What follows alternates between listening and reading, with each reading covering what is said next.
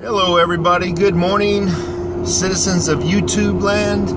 This is just another taxpayer driving to work the morning after the elections. I'm happy as all get up. One of the local laws that was, one of the propositions here in Tucson that was passed that I'm not happy about though was Arizona passed the proposition of raising the minimum wage to $20 an hour by 2020.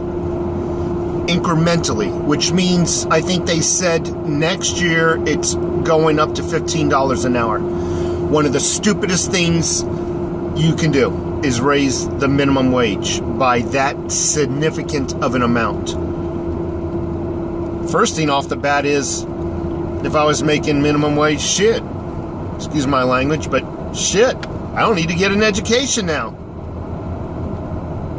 And you can imagine a lot of the minimum wage people who would normally go out and strive for better and get an education won't. Why? I'm going to make 15 bucks an hour, and in a couple of years after that, it's going to get boosted to 20 bucks an hour. Shoot!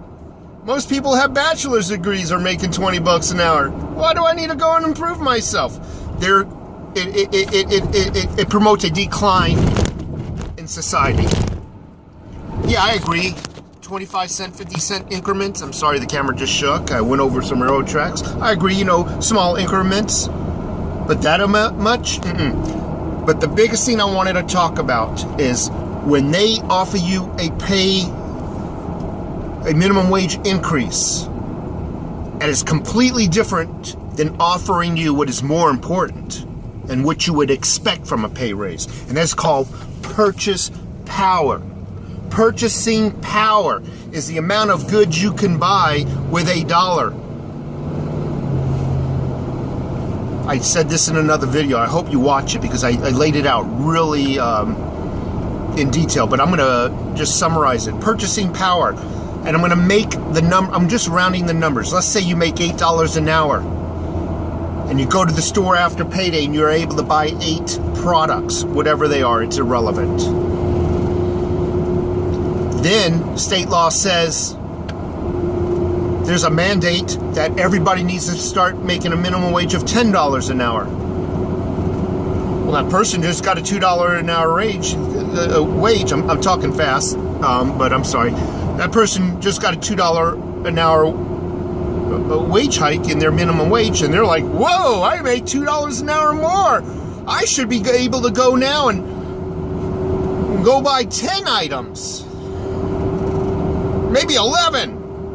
So they take their $10 and they go to the stores, and lo and behold, they're still only able to buy 8. They got 8. An increase in their salary, but they did not get an increase in their purchasing power. Why? Because the law of economics.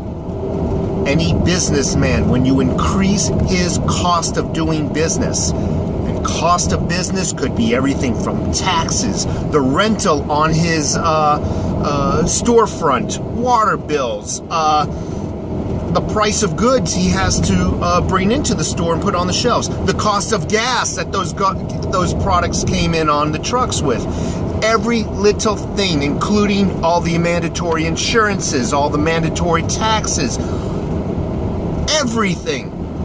The electricity that runs it, if it goes up, he needs to compensate. So now the government mandated an extra $2 an hour minimum wage on that employer. His cost of business went up. How is he going to compensate for that? Because he still needs to pay his bills too. Cost of the product goes up. So that person who's now making $10 an hour, they go in the store and they're still only able to buy 8 products. So their pay hike is just an illusion. On the other hand, so in theory, it really doesn't hurt nor benefit the person who got the minimum wage hike, because they're still able to buy 8 products, in theory. But on the flip side, it does hurt a certain demographics. And that's everybody who makes above minimum wage before the minimum wage hike. Hear me out. let's say you make $20 an hour. I'm just pulling that number out arbitrarily. And let's say you go to the store after your paycheck and you're able to buy 20 products. Then they mandate that $2 an hour minimum wage hike. So now minimum wage is now $8, it's $10. It hurts the person who makes above minimum wage. How? Well, that person who makes $20 an hour after minimum wage hike is in effect, goes to the store thinking I could buy 20 products. Looks at the shelves and all the prices went up. His purchasing or her purchasing power actually went down because now they're only able to buy, let's say, 18 products. They're not telling you that on television.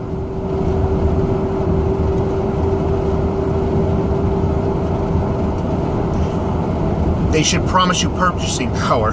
We're going to increase your purchasing power, not minimum wage.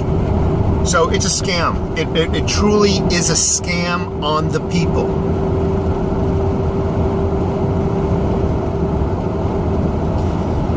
It gives the government a tax increase.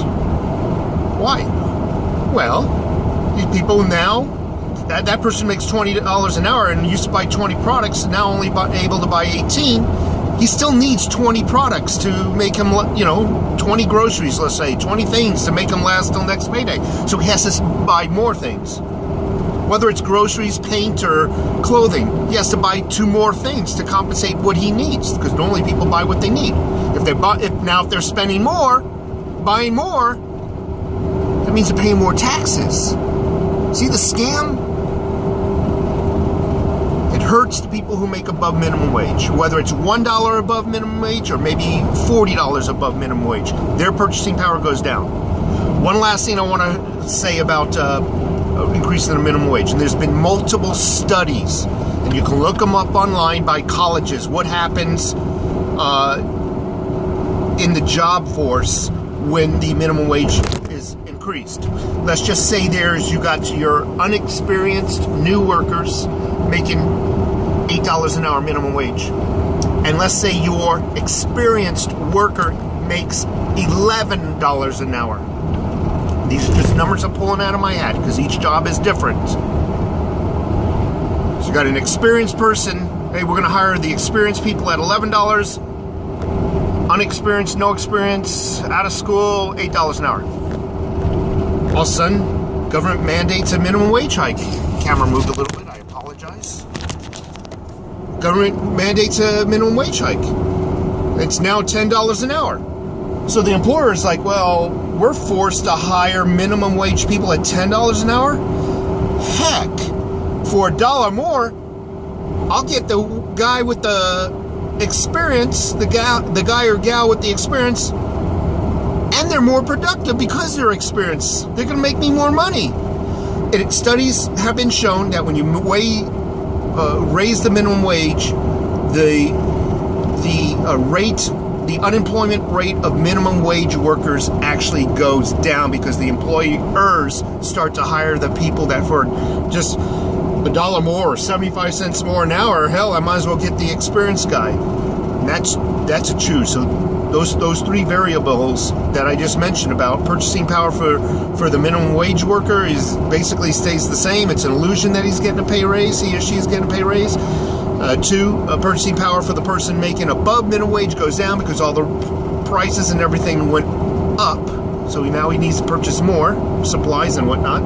And 3rd point is it actually hurts the minimum wage worker because the employers, for the few more cents, would rather hire an experienced worker. You folks have a great day. I appreciate a thumbs up.